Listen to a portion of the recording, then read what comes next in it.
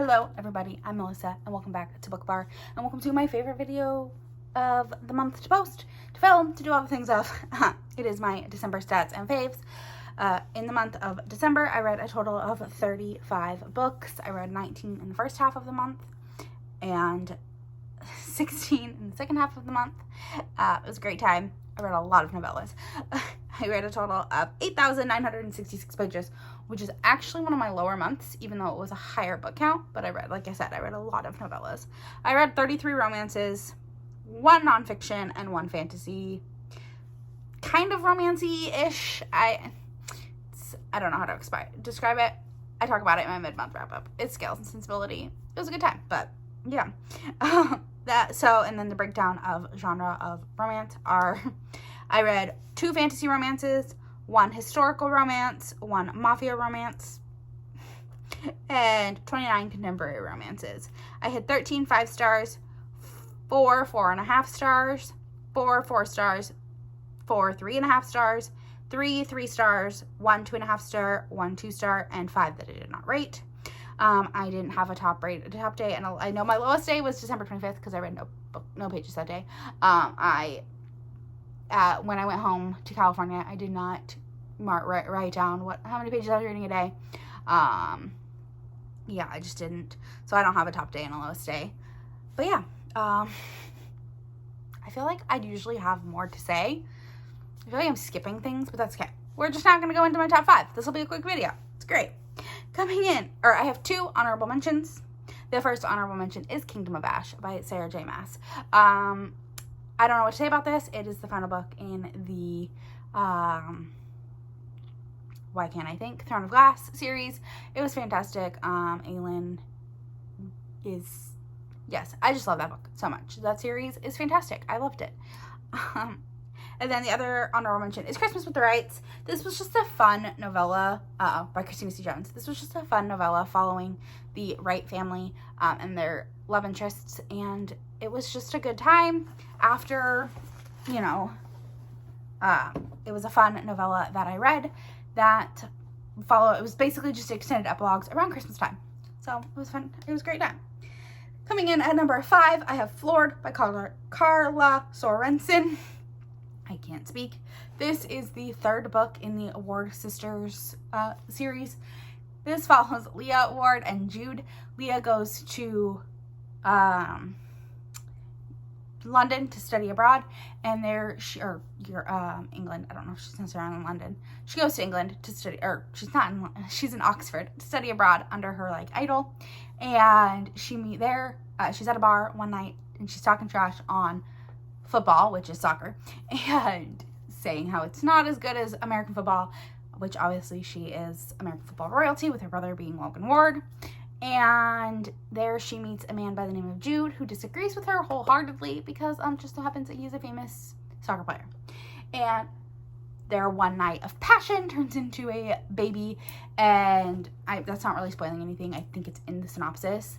And it happens very early on. She doesn't try to hide it from him. She goes to him, immediately tells him. So there's none of that drama. But yeah, I had a good time. I gave it, all of these, actually, I think this one only got 4.5 stars. But it's still a great time.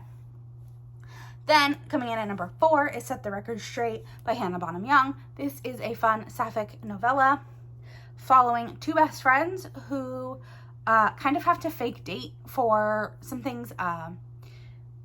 One of the heroines, I don't remember names. I think it was Clara and Evan. Clara starts her new job, and she accidentally says that she has a girlfriend, and she meant friend that's a girl, not a girlfriend. And Evan she found out that her ex-fiance is throwing the Christmas party with her new lover, and Evan doesn't want to go to the party alone, so they agree to a fake date. But of course, the fake dating may lead to real feelings. And it's just a really good time. It was fun. There are, do know that there is content warnings for homophobia. One of the heroines was kicked out of her house when she was very young. And then there's no redemption. It says in the beginning there's no redemption for her parents. The other heroine's parents are very accepting and loving and are just fantastic. And you don't see it on page, but you hear about it, like, so do know that there is that, but it was a good time. Then at number 3 is Daisy Haites by Jessa Hastings.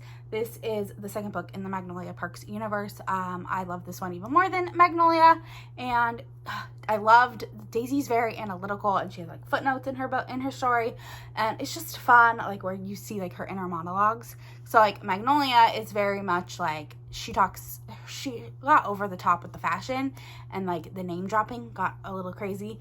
Daisy does the same thing, kind of, but she does it in a way where it's like, where she's like speaking to the reader, right? But then she has like these inner monologue thoughts that are in the footnotes, and it's just a good time. I really enjoyed it.